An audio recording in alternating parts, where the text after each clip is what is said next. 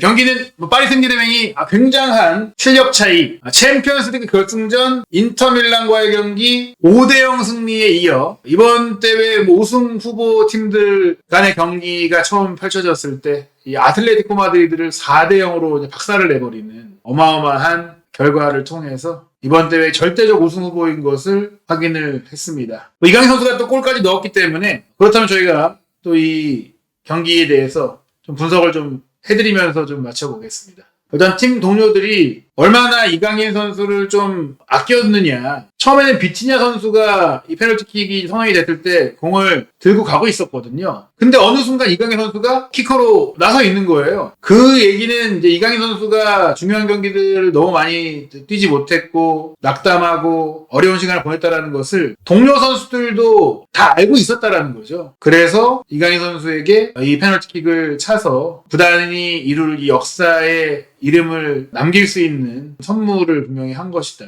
라고 볼 수 있는 의미 있는 장면이었다고 생각을 해요. 이강인 선수가 팀 내 동료들에게 인정받고 있고 사랑을 받고 있는 선수다, 그렇게 볼 수 있는 장면이었고요. 그리고 파리 생제르맹이 이강인 선수가 경기 기회를 못 받고 있고 또 후반에 들어왔던 은바에나 마율루나 이런 선수들이 솔직히 개인적 기량면에서 그리고 노련미에서 이강인 선수보다 못하는 선수들임에도 먼저 기회를 받고 있는 것은 그들이 이제 유망주로서 기회를 얻고 있는 것이다, 그렇게 이해를 하시면 될 것 같아요. 근데 그 얘기는 결국에는 이강인 선수도 아직 어리고 더 성장할 수 있는 선수인데 왜 그러느냐라고 하면 당연히 올여름에 이적 가능성이 있는 선수이기 때문에 이런 기용 패턴이 나오고 있는 것이다, 이렇게 말씀드릴 수 있겠습니다. 정말 지금 파리는 유럽의 강팀들 중에서도 남달리 강하며 올 시즌 이제 클럽 월드컵을 만약에 우승한다, 그리고 다음 2025, 2026 시즌까지도 당연히 프랑스 내 대회는 전 다 우승을 할 거라고 생각을 하고요. 리그왕 우승, 쿠프 드 프랑스 우승, 이건 다 한다. 그러니까 에니케 감독이 파리 감독으로 부임하고 3시즌 연속으로 국내 대회 전관왕을 지금 할 것이다. 그리고 첫 시즌에는 챔스 4강에 갔고 두 번째 시즌에 챔스 우승을 하면서 트래블을 했는데 유럽 축구 역사상 처음으로 2시즌 연속 트래블도 가능할 수 있는 팀이 파리다. 그럴 정도의 지금 엄청난 경기력의 완성도, 이 팀이 경기를 하면 할수록 강해지는 무시무시한 팀이다라는 것을 보여주고 있다, 그렇게 말씀을 드릴 수가 있고요. 음바페 같은 경우는 대외적으로는 분명히 나는 파리를 응원해왔고 나는 그런 거 신경 쓰지 않는다고 하지만 당연히 이제 신경이 쓸 거고, 이번 대회 대진표상으로는 레알 마드리드와 파리가 결승에 가서 만날 수 있는 대진표거든요. 근데 지금 알론소 감독이 새로 온 이런 상황에서 그 새로운 아놀드라든지 하비선이라든지 여러 선수들이 새로 재정비되고 있는 상황에서 완성되어 있는 조직력과 빈틈없는 파리 생제르맹, 챔스 우승의 경험이 있는 파리 생제르맹을 레알 마드리드가 이길 가능성은 매우 낮다, 그렇게 생각을 하거든요. 레알 마드리드가 결승에 갈지도 미지수인데 사실 갈 수 있는 잠재력을 갖고 있는 팀이긴 하지만, 그래서 저는 파리가 오늘 보인 경기력을 봤을 때는 아직 남은 다른 팀들의 경기가 있긴 하지만 클럽 월드컵 우승을 이룰 수 있는 매우 강력한 가능성을 가진 팀이다, 이렇게 말씀을 드릴 수 있을 것 같고요. 그래도 클럽 월드컵에서, 확대된 클럽 월드컵에서 한국 선수로서 오늘 이제 처음 출전을 했고 또 골까지 기록을 했기 때문에 클럽 월드컵 역사상 한국 선수 최초의 득점을 했기 때문에 오늘 경기 파리 생제르맹이 지금 유럽 최고의 팀, 최고 전력의 팀이라는 것을 보여준 결과였습니다. 인터밀란을 챔피언스리그 결승전에서 5대0으로 이긴 건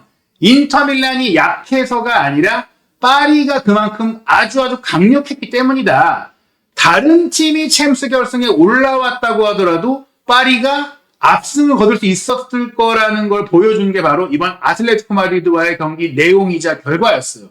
근데 파리 생제르맹이 챔피언스리그 우승을 하는 과정 속에 리그 페이지에서는 16강 직행도 못할 정도로 힘들었고 고전했었잖아요. 그러나 주목할 점은 파리 생제르맹은 경기를 거듭하면 거듭할수록 계속 강해지고 있다. 루이스 엔리케 감독이 만들어가고 있는 팀 과정이 시행착오도 있고 안 맞았을 때도 있고 기복이 있을 때도 있었지만 중요한 건 계속 경기력의 상승 곡선이 이어지고 있다는 것이고 그 상승 곡선 속에서 중요한 건 어떤 특정 선수의 컨디션이나 체력의 문제가 드러나도 팀 전체의 전술적 조직력적 안정성이 따라오면서 팀이 더 강해지고 있고 그 합이 점점 더 좋아지고 있고 그러다 보니까 막을 수 없는 팀, 알아도 막을 수 없는 팀이 되어가고 있다는 것을 보여줬다. 챔스를 우승한 팀이면 지금 체력적으로 떨어져 있어야 되는데 게다가 지금 상당히 많은 파리의 선수들이 포르투갈 대표 선수로서 네이션스리그 우승을 이룬 선수들도 있고 또 4강에 올랐던 스페인 선수 프랑스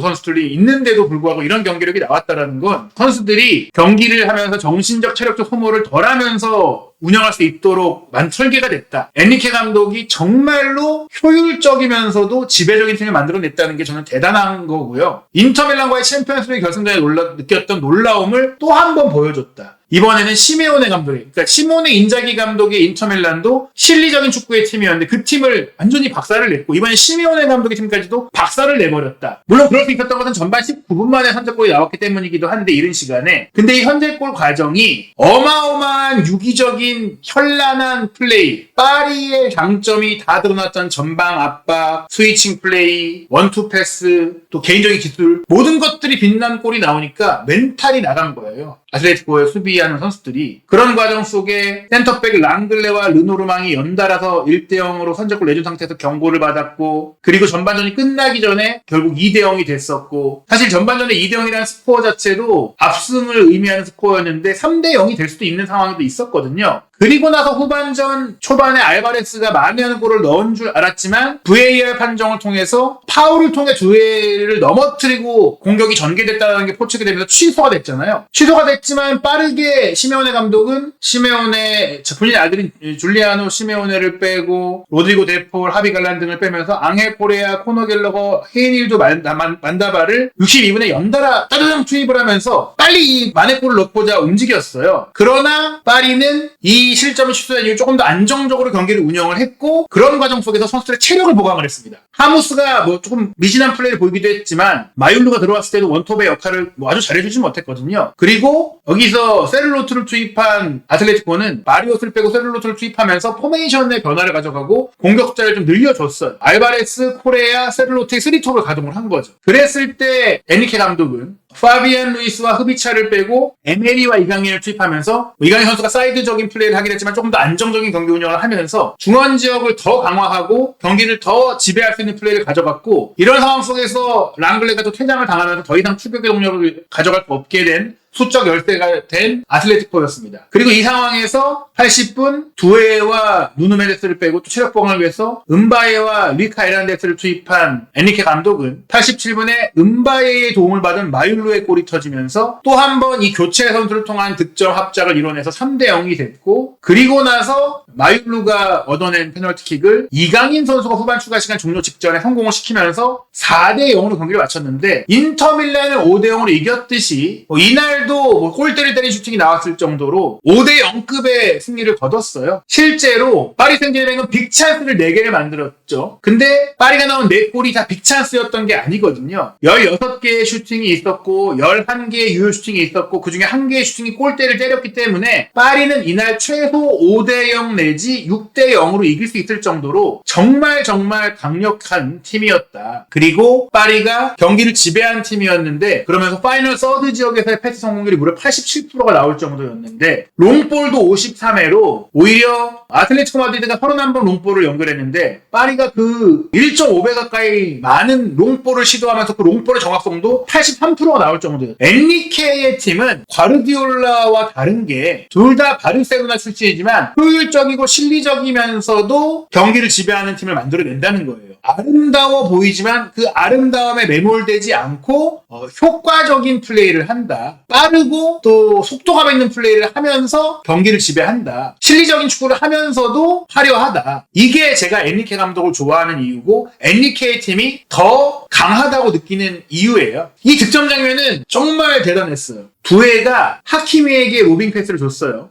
하키미가 안으로 들어와서 공을 받으려고 했는데 여기서 아틀레티코 선수 3명이 에워싸니까 수적으로 열세이기도 했던 파리 선수들이 공을 빼앗겼거든요. 근데 그럼에도 불구하고 아틀레티코 선수들이 이 공을 확보하자마자 네베스가 달려가서 이 공을 빼앗아 버립니다. 빼앗고 중요한 건 빼앗자마자 본인 쪽으로 수비를 유도하고 다시 하키미에게 공을 줘요. 그리고 하키미는 근거리에 왔던 두에에게 공을 주게 되는데 이때 중요한 게 마치 네베스가 이 공을 받을 것과 같은 동선에 가졌기 때문에 아틀레티코 선수들이 네베스가 공을 받으면 압박하기 위해 네베스 쪽으로 오게 되는데 네베스가 이 공을 안 받고 흘려서 두에가 공을 받을 수 있게 해줍니다. 이게 중요해요. 항상 파리는 공 주변에 많은 선수들이 있고 3자의 오프더블 움직임을 가져가서 다른 선수가 공을 받고 그리고 다른 선수가 받고 원투 패스를 주는데 원투 패스를 시도할 때 원투 패스를 시도한 사람이 아닌 다른 선수가 공을 받도록 하는 허를 깨는 움직임이 동시에 들어가요. 그래서 여기서도 네베스가 하키미에게 공을 주고 받기 위한 동선으로 갔고 하키미가 네베스에게 패스를 하는 것처럼 했지만 네베스가 안 받고 두에가 받았어요. 그래서 두에가 프리하게 문전적으로 공을 꺾어 들어갈 수 있게 됐는데 여기서 또 두에가 수비에게 에워싸임을 당했고 그때 하무스가 스트라이커인데 오히려 바깥으로 빠지고 사이드에 있어야 할 흐비차가 안쪽으로 들어와주면서 흐비차가 9번 역할을 했어요. 그리고 두에가 흐비차에게 공을 밀어주고 본인이 공을 받기 위한 움직임을 가져갑니다. 2대1 패스를 시도를 해요. 근데 여기서 흐비차가 마치 두에에게 다시 공을 내주는 것처럼 패스를 했지만 두에가 이 공을 안 받아요. 많은 수비수들이 두에 쪽으로 쏠려있던데 두에가 안 받고 그걸 흘려줍니다. 그리고 흘렸을 때 뒤에 기다리고 있던 파비안 루이스가 흐비차의 패스를 받게 되는 거죠. 앞서서 네베스가 하키미에게 주고 다시 받을 것처럼 움직였지만 네베스가 안 받고 두에에게 연결된 것처럼 이번에는 두에가 흐비차에게 주고 다시 본인이 받을 것처럼 움직였지만 흐비차가 리턴 준 공을 두에가 안 받고 흘려주면서 파비안이 받았고 파비안이 풀해진 상태에서 수비가 그제서야 몸을 돌렸으나 이미 틈이 있는 상태였기 때문에 먼저 슈팅이든지 패스든지 돌파든지 선택을 빠르게 할 수가 있어요. 거기서 빠른 왼발 슈팅을 꺾어서 구석으로 때리면서 선제골이 나왔던 겁니다. 이렇게 전방 압박 2대1 패스, 근데 2대1 패스를 했는데 2대1 패스에서 마침표를 찍으면서 받는 선수가 세 번째 선수가 됐기 때문에 상대 수비는 알고도 당하고 압박하러 가는데 풀리고 탈압박 당하면서 와르르 무너진 거예요. 상대의 계획된 팀 플레이에 요리 당하면서 농락 당하면서 선제골을 먹었기 때문에 멘탈이 나간 거죠. 그리고 전반전 종료 직전에 나왔던 두 번째 골 같은 경우에는 롱볼을 통해 역습이 들어갔을 때 흐비차가 등지고 수비수들을 본인 쪽으로 끌고 나왔을 때 시간을 벌어줬고 요 공간을 만들어줬고 하무스가 앞으로 들어가 있고 하무스가 수비 하나 잡아놨고 그렇게 생긴 공간으로 비치냐가 올라왔어요. 비치냐가 공을 잡고 몰고 들어갑니다. 이 공을 여기서 흐비차가 공을 주고 비치냐가 잡았어요. 몰고 들어갈 때 하무스가 왼쪽으로 움직이면서 나에게 패스를 줘, 내가 여기 들어가서 골 넣을게 하는 것처럼 움직이고 두에가 이 반대편에 있어요. 그래서 아틀레티코 수비 두 명은 이렇게 달려들어오고 있는 비치냐 쪽으로 갈 수가 없어요. 가면 여기 두 명 중에 한 명이 프리해지니까. 그래서 한 명씩 붙게 됩니다. 그렇게 벌려지니까 패스 안 하고 본인이 치고 들어갔어요. 그러니까 얘가 슈팅하려나 보네 하면서 이 선수들이 뒤늦게 좁혀왔지만 이때 이미 늦은 거죠. 좁혀왔을 때 슈팅이 나가서 들어간 겁니다. 파비안 루이스가 골을 넣었을 때도 똑같았어요. 파비안 루이스가 받을 줄 모르고 두에 쪽을 압박하러 갔는데 두에가 흘리고 파비안이 잡으니까 제가 슈팅하는구나 하고 그쪽으로 쫓아갔으나 쫓아갈 때 이미 막으려고 다리를 뻗는 순간 이미 슈팅이 나왔고 그 슈팅도 그 수비가 막으려고 뻗을 것을 계산해서 구석으로 감아 때렸는데 똑같이 들어간 거예요. 즉 이 플레이는 임기응변으로 선수들이 개별적으로 한 게 아니라 엔리케 감독의 훈련 세션에서 나왔던 준비됐던 플레이라는 것이죠. 그렇게 2대0이 된 게 파리가 개인 능력도 뛰어나지만 팀적으로 준비도 완벽한 팀이다. 전술적으로 세밀한 준비가 잘 돼 있는 팀이라는 것을 보여주는 것이고요. 그리고 요 세 번째 골 장면은 로빙 패스가 뒤로 들어갔고 하키미가 오버래핑해서 수비 옵사이드에 안 걸리고 들어갔어요. 그리고 하키미가 여기서 컷백 준 건 좀 아니랬어요. 우리 동료 선수가 받기 어려운 위치로 줬기 때문에. 그래서 상대 선수들이 이 공을 확보를 했는데 그리고 걷어내는 과정에서 근데 공이 튕겨 나왔을 때 음바예가 확보를 했고 음바예가 확보를 해서 움직였을 때 수비가 에워싸자 뒤로 빼줬어요. 또 이 선수가 슈팅을 때릴 거라고 생각했겠죠. 그리고 이때 이미 아틀레티코 선수는 지쳐가지고 반응이 느렸어요. 그래서 빼준 공을 마율루가 때려서 골을 넣은 건데 사실 이 장면은 이미 아틀레티코 선수들이 정신적으로나 체력적으로나 다 무너져 있었기 때문에 이 장면을 수적 열세인데 전술적으로 분석할 상황까지는 아니라고 생각을 하지만 그래도 공을 빼앗겼을 때의 전방 압박, 공간을 이해하는 움직임, 패스, 유기적인 스위칭 플레이, 채널을 나눠가면서 상대의 수비가 벌어지게 만들었던 이런 상황들 이런 게 다 적용이 되면서 골이 들어갔거든요. 계획된 플레이를 통해 골이 들어간다는 것이죠. 그리고 빠른 타이밍의 슈팅을 통해서 구석을 또 항상 파리 선수들의 슈팅이 구석을 노리고 그렇게 해서 3대0이 됐죠. 이대로 경기가 끝나는데 르노르망의 핸드볼 파울이 나오면서 페널티킥이 선언이 됐고 비티냐가 공을 들고 가서 비티냐가 찰 줄 알았는데 비티냐가 이강인 선수에게 차라고 줬고 이강인 선수가 트래블 과정에서 특히 후반기 들어 중요한 경기들에서 다 배제돼 왔고 또 최근에 마음고생을 하고 있는 것을 동료들이 알고 있고 동료들이 그런 이강인 선수를 인정하기 때문에 이런 기회를 준 것이다. 강인아 너가 골을 넣고 너도 이름을 새겨라. 골을 넣고 그래서 고맙다라고 손짓하는 이강인 선수의 모습이 있었죠. 또 이강인 선수도 세계적인 골키퍼 오블락을 상대로 한 번 멈칫해서 오블락이 이쪽으로 넘어진 것을 확인하고 반대쪽을 차서 골을 성공시키면서 한국인 최초 클럽 월드컵 득점자로 역사의 이름을 남겼습니다. 이날 덴벨레가 부상으로 명단에 제외됐고 바르콜라도 부상으로 명단에 빠졌기 때문에 이강인 선수의 출전 가능성은 기대를 했어요. 선발 출전은 솔직히 어렵다고 봤고 정통 9번인 하무스에게 먼저 기회가 왔고 하무스가 이날 플레이가 아쉬웠습니다. 그러나 하무스가 교체됐을 때 먼저 이강인 선수가 들어간 게 아니라 마율루가 들어갔다라는 점. 그 점은 확실히 마율루가 그렇게 현재 실력이 이강인 선수보다 좋은 선수가 아닌데 투입을 했다라는 점에서 장기적으로 마율루에게 기회를 주고 마율루를 키우자라는 느낌이 들었어요. 물론 파리 유소 선수이기도 하지만 이강인 선수가 이 클럽 월드컵 이후에는 이적할 가능성이 있는 선수이기 때문에 이런 기용 패턴이 이루어지고 있다라고 생각이 돼요. 나머지 흐비차, 두에, 파비안, 비티냐, 네베스, 멘데스, 파초, 마르키뉴스, 하키미는 다 주전급 자원들이 뛴 거였고요. 또 경기 운영 방식에서 이날 그나마 파리가 챔스 결승 때보다 아쉬웠던 게 바로 이 9번 하무스가 좀 위협감을 9번 공격수로 못 줬던 부분이고 후반전에 이강인 선수는 오른쪽 공격수로 거의 뛰었는데 근데 이제 안쪽으로 들어오는 두에와 같은 역할을 하지 못하고 그냥 사이드에서 하키미가 들어갈 때 공간을 만들어주는 그런 역할들 좀 보조자적인 역할을 많이 했어요. 근데 그런 점들은 이강인 선수의 플레이 성향도 그런 점도 있어요. 마율루나 은바에나 두에나 이런 선수들, 흐비차나 이런 선수들은 자신있게 본인이 온더볼로 몰고 들어가 슈팅을 때리는 성향의 플레이를 하거나 온더볼로 몰고 가서 키패스를 주는데 이강인 선수는 미드필더 성향에 가깝게 반대 전환 패스를 한다거나 스루 패스를 한다거나 원투 패스를 시도한다거나 리턴을 준다거나 이런 형처럼 플레이를 하다 보니까 이런 과감성의 문제, 좀 이기적인 플레이를 본인이 하면서 내가 해결하겠다라는 부분들을 보여주지 못한 것이 또 어쩌면 이강인 선수가 파리에서 좀 주전으로 도약하지 못했던 또 하나의 이유가 아닌가라고도 생각이 들었습니다. 92%에 달하는 높은 패스 성공률을 기록하긴 했지만 페널티킥을 제외하면 슈팅이 없었던 것은 이강인 선수가 조금은 자신감이 좀 떨어져 있는 느낌도 좀 받았던 면이 있는데요. 그래도 팀 내에서 인정받는 선수이고 또 이강인 선수가 떠난다고 했을 때 많은 유럽의 빅리그 팀들, 명문 팀들, 프리미어리그 팀들이 노리고 나폴리도 원하고 이런 상황들이 나오고 있다는 것은 이강인 선수가 조금 더 본인이 자신 있게 감독의 중용을 받으면서 플랜의 중심에 들어가서 뛴다면 다시 일어서고 더 발전할 수 있는 선수라는 것을 또 볼 수 있었던 것 같습니다. 오늘 입중계 함께해 주신 여러분 감사하고요. 그리고 이강인 선수가 오늘 그래도 오랜만에 또 골맛을 받고 클럽 월드컵 역사에 본인의 이름을 새겼고 이 골이 파리 생제르맹이 이번 대회도 우승할 가능성이 매우 높다라는 점에 있어서는 이강인 선수의 커리어에 있어서도 또 의미 있는 골이 될 수 있기 때문에 좋은 소식이었다라고 정리드리고요. 다음 경기 1차전 승리로 사실 거의 16강 진출에 매우 유력한 고지를 점한 파리 생제르맹인데요. 파리 생제르맹의 다음 경기는 6월 20일 금요일 아침 10시에 보타포구와 2차전 경기거든요.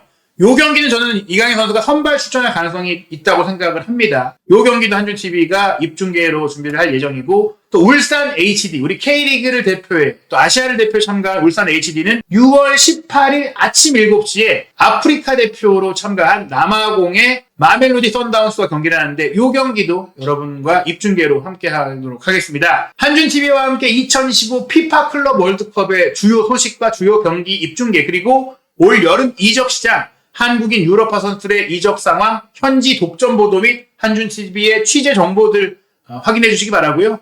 한준TV 구독, 좋아요, 알림 설정 통해서 성원해 주시면 감사하겠습니다.